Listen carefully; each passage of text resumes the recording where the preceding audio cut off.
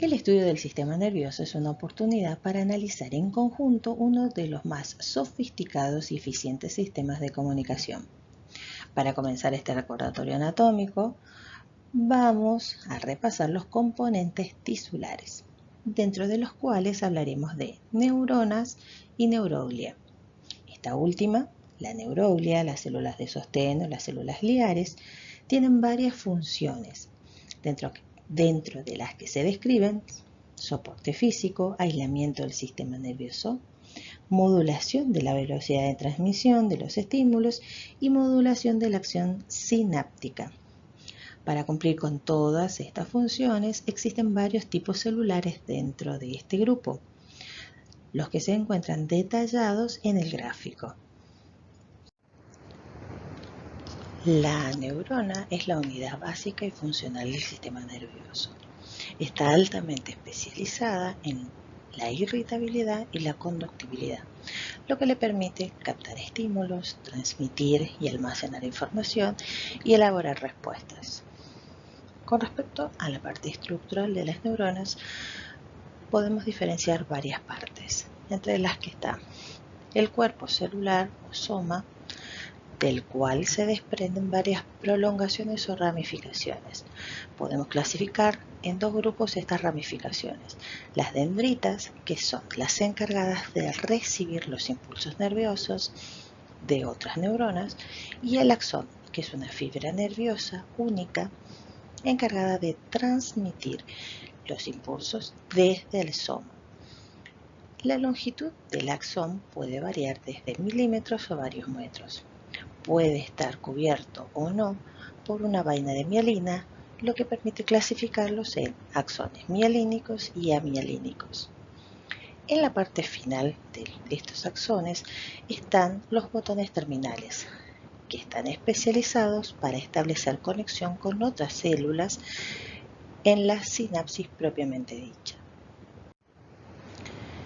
Existen muchas clasificaciones de neuronas. En este caso vamos a hablar de una clasificación morfológica. Aquí tenemos la clásica neurona que siempre estudiamos, con el soma, su núcleo, las dendritas, el axón, que es una neurona multipolar. Este tipo de neuronas se ubican en las neuronas motoras inferiores y las interneuronas. Después tenemos las neuronas bipolares. Tienen la característica de tener dos prolongaciones somáticas diferenciadas y son las neuronas que inervan la retina y las vías vestíbulo-cocleares.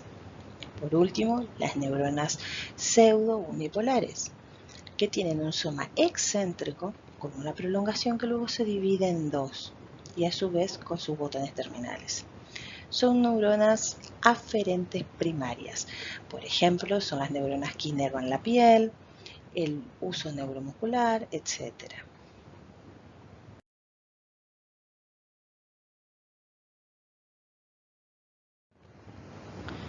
Las sinapsis las podemos analizar desde varios enfoques. Así, tenemos que, si consideramos las células implicadas en esta comunicación, vamos a tener sinapsis de conexión neurona-neurona, que son sinapsis neuronales, o sinapsis neuromusculares, que son una conexión de neurona y una fibra muscular. Si consideramos el mecanismo de transmisión sináptica, deberíamos considerar estos dos tipos de sinapsis que graficamos en esta diapo, que son las sinapsis químicas y eléctricas, siendo las químicas las más abundantes y en las cuales se libera un neurotransmisor, mientras que en las sinapsis eléctricas son escasas, por lo general son neuronas donde el impulso se transmite directamente entre neurona y neurona, que están estrechamente unidas, y no hay mediación de un neurotransmisor. Hay varios tipos más de sinapsis que podemos ver, si son excitadoras o inhibidoras, como en las siguientes figuras que les voy a mostrar. Pero les vuelvo a repetir, quisiera que amplíen todos estos conocimientos en la bibliografía anexa que les dejo.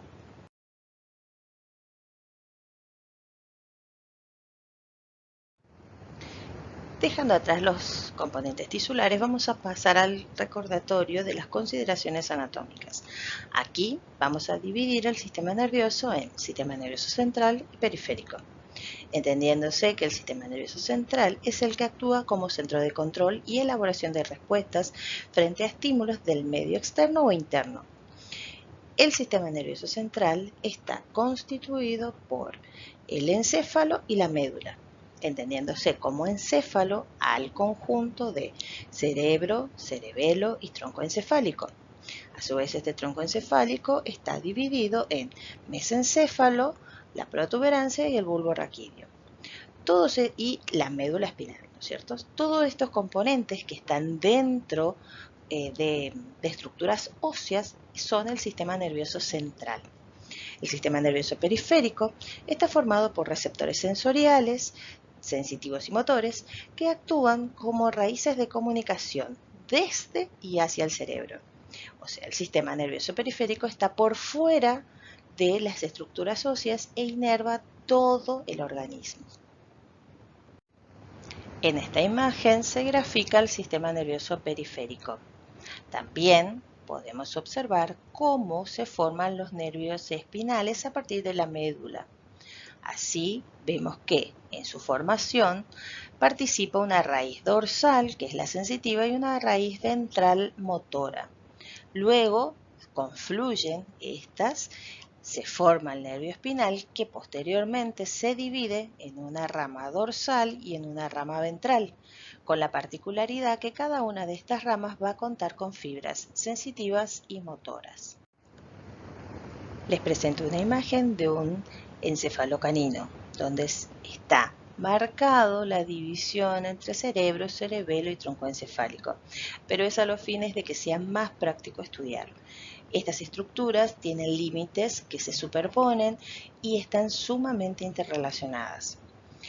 Quiero que noten la sustancia gris de la sustancia blanca, la zona que se denomina corteza del cerebro, el cerebelo, la disposición que tiene, la estructura laminar, y si pueden notar los núcleos, ¿sí?, que son grupos de somas neuronales que se distribuyen en la sustancia blanca.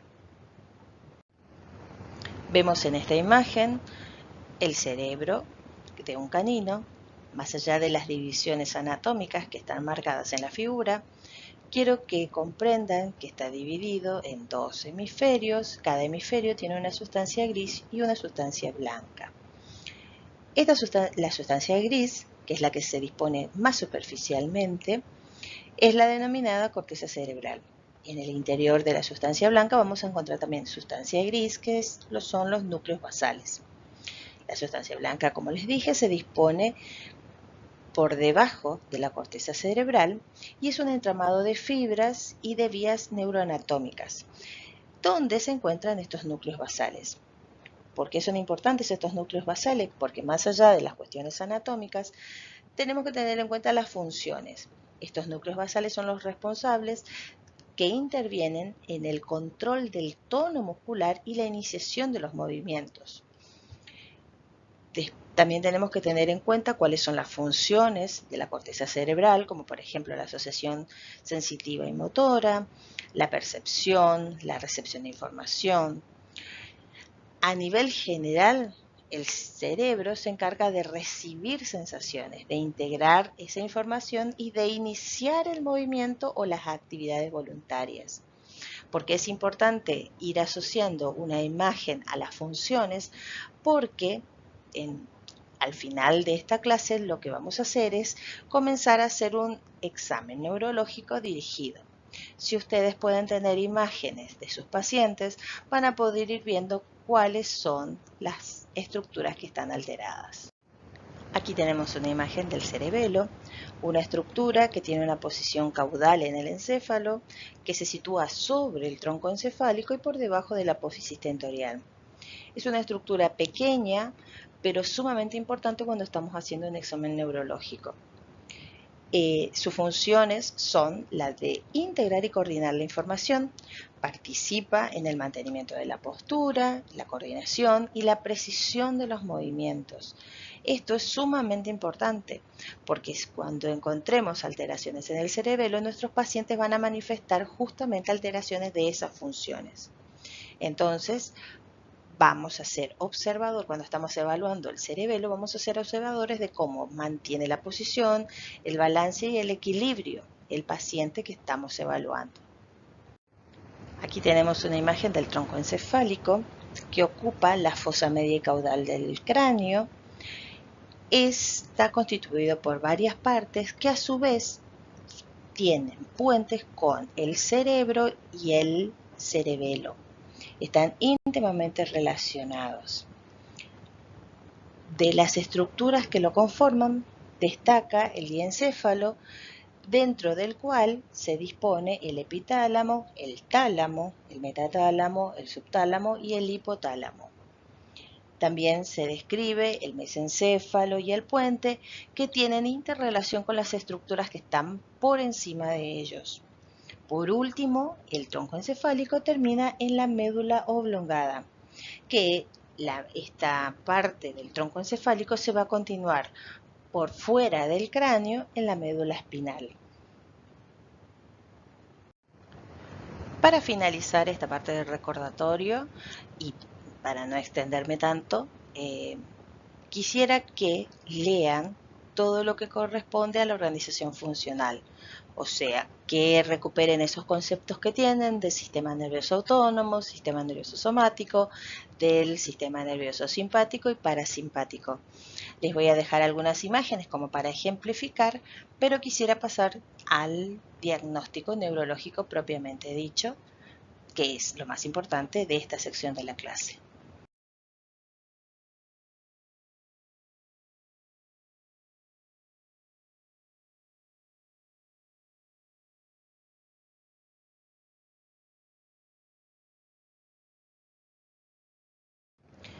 Llegamos al corazón de lo que es esta primera parte de la clase y es el examen neurológico.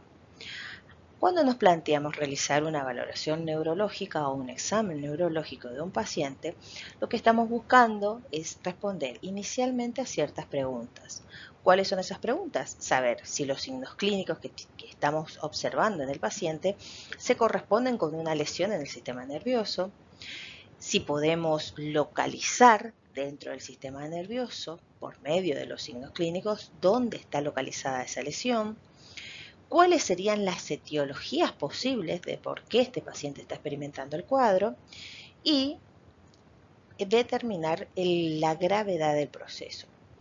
Para todo eso podemos organizarnos de múltiples maneras, podemos incluso hacer uso de las fichas clínicas, ahí si ustedes buscan en la web van a encontrar fichas clínicas neurológicas, que la verdad nos ayudan un montón a recordar todas estas partes que ahora les voy a detallar. En esta diapo lo que ustedes ven es el examen neurológico dirigido que se detalla en el libro de Couto. Aquí Couto lo divide en anormalidades del estado mental, todo lo que se refiere a la conciencia, la postura, la deambulación, las reacciones posturales, la exploración de los pares craneales y las lesiones específicamente dentro del cerebro. Dentro de la bibliografía que yo les voy a dejar para esta clase van a tener además el examen neurológico dirigido de la editorial Lexus, que tiene todo un manual de neurología en pequeños animales, y también les dejo un artículo muy conciso y que la verdad me parece dinámico de una revista española. Ustedes harán con toda esta información su propia metodología para realizar un examen diagnóstico. Lo que yo quiero es darle diferentes partes y las pruebas más importantes que ustedes deben tener en cuenta al momento de hacer un examen neurológico, y cada uno lo adaptará al paciente al cual estén explorando.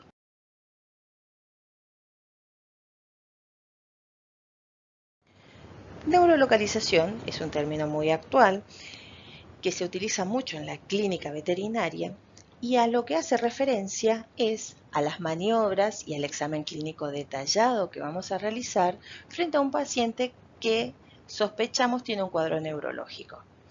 Hay varias formas de hacerlo, yo aquí lo voy a dividir en dos fases.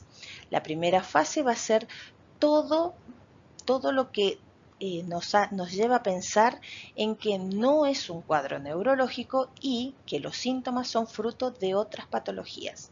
¿Sí? Entonces, aquí vamos a hacer la recogida de datos, la anamnesis, la reseña, vamos a hacer las preguntas dirigidas al propietario a fin de poder descartar todas esas patologías que confundirían el cuadro neurológico. Un examen clínico general también. En la segunda fase, una vez realizada esta fase y descartando posibles patologías, vamos a pasar a la segunda fase, que es el examen neurológico propiamente dicho. Yo, a los fines prácticos, lo dividí en 4 secciones. Una observación, la valoración de las reacciones posturales, evaluación de los pares craneales y la valoración de los reflejos espinales. Tengan en cuenta que dentro de cada uno de estos ítems hay muchas pruebas que podemos realizar. Lo que yo tengo personalmente es una ficha que me ayuda a memorizar, a recordar todas estas pruebas que debo realizar a los pacientes. Como les dije anteriormente, cada uno de ustedes tomará esta información y hará su propio esquema diagnóstico. Comenzamos con el examen neurológico. En esta primera parte, la observación, vamos a prestar atención a 3 cuestiones básicas: el estado mental y el comportamiento, la postura y la marcha. ¿A qué hacemos referencia cuando estamos evaluando el estado mental y el comportamiento? A las alteraciones en el nivel de la conciencia. ¿Cómo evaluamos esto? Mediante la observación de si nuestro paciente está experimentando desorientación, delirio, confusión. ¿Cómo nos damos cuenta de esto? Porque el paciente va a estar consciente, pero va a tener una respuesta inapropiada a los estímulos externos. En casos más graves puede haber depresión, estupor o coma. Cuando nos referimos a la postura, vamos a buscar posturas anormales, por ejemplo, una inclinación de la cabeza, giro, torsión, y posturas específicas que nos indican incluso, en algunos casos, descerebración o descerebelación. Por último, la marcha.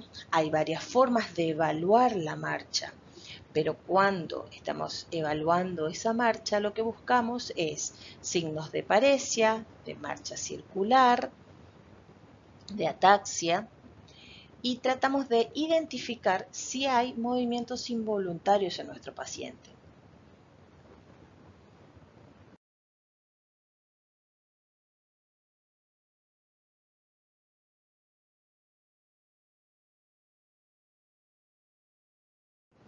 Cuando hablamos de valoración de las reacciones posturales, el principal concepto a tener en cuenta es el posicionamiento propioceptivo. ¿A qué se refiere? Es la capacidad de tener conciencia de la posición de una extremidad y el movimiento en el espacio. La propiocepción consciente se evalúa colocando una pata en posición anormal, por ejemplo, girando la superficie dorsal que esté en contacto con el suelo, y determinando la rapidez con que el animal vuelve a la posición normal. Se puede realizar tapando los ojos del animal o sin hacerlo. Por lo general se pueden hacer de las dos formas, y es una prueba que me ayuda a determinar qué grado de conciencia tiene el animal sobre su propio cuerpo. Esta técnica también se puede hacer con un papel debajo del miembro, y lo que se hace es, el miembro que se va a evaluar se coloca en posición normal y un papel por debajo, o sea que el animal pise el papel, y desde el lateral se va traccionando el papel suavemente.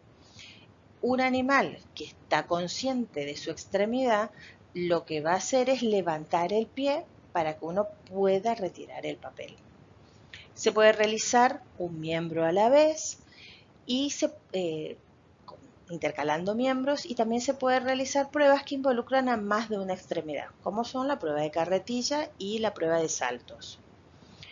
Cuando nos referimos a desde colocación visual, lo que estamos haciendo es evaluar la forma en la cual el animal mira.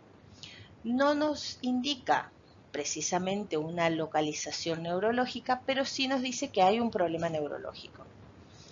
Si hablamos de mi marcha, aquí también vamos a hacer la prueba de la carretilla. Esta prueba lo que va a hacer es, vamos a tomar al animal desde los miembros posteriores y lo vamos a hacer caminar, ¿sí? Después también podemos tomar de los miembros anteriores y hacerlo caminar hacia adelante y hacia atrás, y evaluamos la reacción que tiene. Esta prueba además nos da información sobre el tono muscular y la evaluación sensorial del animal. Tenemos que prestar atención a que no tenga agresiones hacia el operador.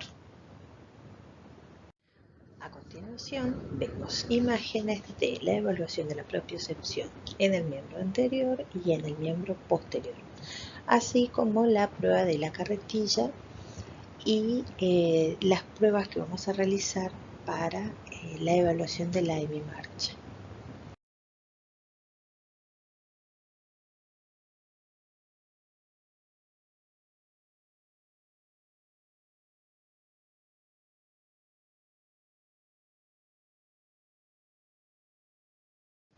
Evaluación de pares craneales.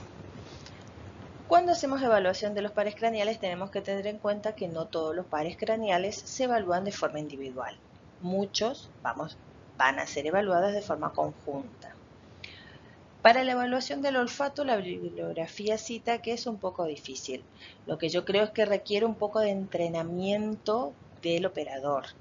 Y es algo que vamos a evaluar desde que el paciente llega a la consulta. Diferente de lo que es cuando evaluamos el nervio óptico, que es la respuesta a la amenaza. En este caso, la técnica consiste en realizar un movimiento brusco con la mano frente al animal, teniendo la precaución de contener los pelos alrededor del ojo en los pacientes que tienen un pelo largo. Tengan en cuenta que si están evaluando un paciente menor de 4 meses, es posible que no responda, pero es una cuestión fisiológica. Cuando hablamos de estrabismo, lo que estamos evaluando son varias porciones del nervio oculomotor. Las lesiones que se presenten en este nervio lo que van a llevar es a presentar un estrabismo de diferentes proyecciones. Puede ser lateral, puede ser rotación lateral del globo, puede ser medial. El estrabismo posicional se produce al cambiar la posición de la cabeza y se asocia por lo general a trastornos vestibulares. Cuando evaluamos nixtagmo, tenemos que hacer la diferencia entre lo que es un nixtagmo fisiológico y un nixtagmo patológico. En este caso, vamos a evaluar si hay lesiones en los nervios en el tercero, cuarto y sexto par craneal, y vamos a buscar alteraciones de índole vestibulares centrales o alteraciones más bien periféricas. Valoración de los reflejos pupilares. En este caso estamos volviendo a evaluar el par número 2 y el par número 3. Se observa el tamaño y la simetría de las pupilas con luz natural y luego se incide una luz directa sobre cada una de ellas. Y lo que hacemos es evaluar la pupila que estamos evaluando, que estamos incidiendo con la luz directamente, y la contralateral, buscando alteraciones en el nervio. La valoración de la sensibilidad facial, básicamente lo que evaluamos es al trigémino, que es el encargado de la información sensitiva de la cara. Si hay alguna lesión, lo que vamos a ver es asimetrías. ¿Cómo se hace la valoración? Es pellizcando el labio inferior y se observa que el animal saca la cabeza ante ese estímulo. Cuando evaluamos simetría facial, lo que vamos a ver es la expresión general de la cara y buscando descensos, por ejemplo, del pabellón auricular, del párpado. Incluso puede haber animales en donde se evidencia una sequedad del globo ocular y eso es por la falta del parpadeo. Y así sucesivamente, van a ir evaluando cada uno de los pares craneales. Por último tenemos la valoración de los reflejos espinales. Antes de hablar de este tema, lo que quisiera es decirles que cada una de estas técnicas están graficadas en la bibliografía anexa que les dejo. Me encantaría poder ponerle fotos, incluso videos, que es lo que yo les muestro en clases normalmente, pero es imposible porque si no los archivos van a ser muy pesados. Así que van a tener que, a medida que van viendo el Power, ir leyendo para poder comprender realmente todo el material. Tengan en cuenta que de nervioso tienen solamente una clase, ¿sí? Bueno, volviendo a los reflejos espinales, lo que quiero que quede claro es que aquí lo que estamos haciendo es evaluar la funcionalidad de los nervios espinales, ¿sí? Y por ende, lo que vamos a ver, lo que vamos a evaluar es la funcionalidad de todo el arco reflejo. El arco reflejo, como se acuerdan que lo vimos en unas imágenes anteriores, estaba formado por un receptor, por la neurona aferente, la célula integradora, la neurona motora eferente y el órgano efector, ¿sí? Cada uno de estos reflejos lo que hace es evaluar la integridad de todo ese arco. Y lo importante que ustedes entiendan es que cuando está exacerbado o disminuido, cada uno de estos reflejos nos indica un deterioro en la rama aferente o en la rama eferente de cada uno de los nervios que vamos a evaluar. En estas imágenes vemos algunos ejemplos de evaluación de reflejos espinales. Para comenzar, hay una fotografía que nos muestra cómo hacer la evaluación del reflejo patelar. ¿Cómo se realiza? Golpeando el tendón rotuliano y observando la extensión refleja de la rodilla.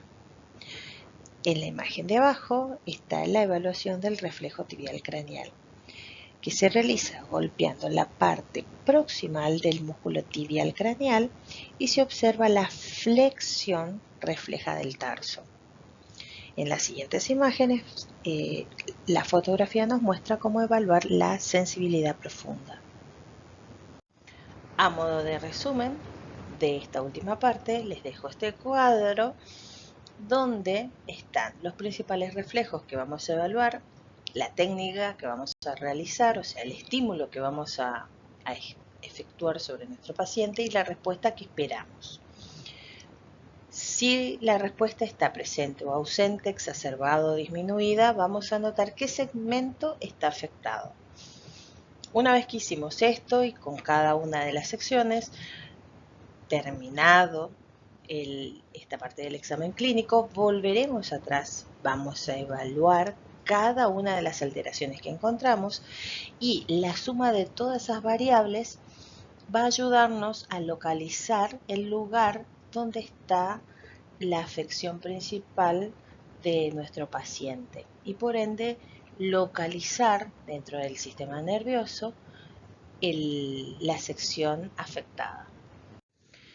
Hemos llegado al final de esta primera parte. Quiero agradecerles la atención hasta aquí. Todas las pruebas están enumeradas para que ustedes puedan recurrir a la web y buscar videos, fotos y el paso a paso de cada una de las técnicas que nos fueron detalladas en su totalidad. Muchas gracias.